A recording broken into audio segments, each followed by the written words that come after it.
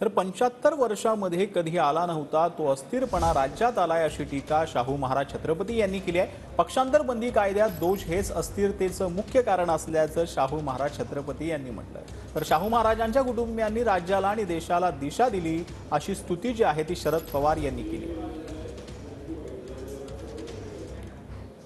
अस्थिरपणा महाराष्ट्रामध्ये आज तागायत 75 वर्षात कधी आलेला नव्हता, ते आज आलेला आहे।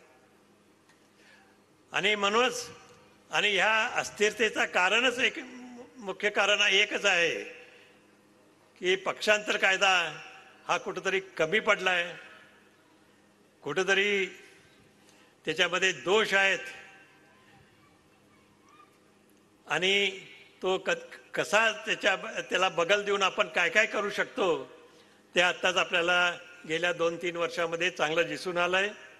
आणि त्यामुळेच आपलं महाराष्ट्र सातत्याने अस्थिर होत चाललंय आणि त्याच्यामध्ये आता भर पडत चालली आहे।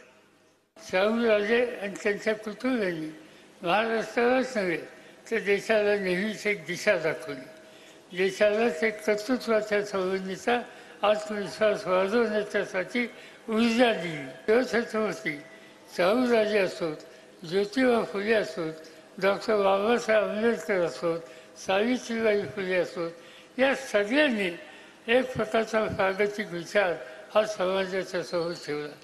आणि आज तशा प्रकारचा विचार ठेवण्यासाठी कोल्हापूर आल्यानंतर शाहू महाराज जे या ठिकाणी उपस्थित आहेत यांच्याकडून सर्वसामान्य माणसाच्या अपेक्षा या निश्चित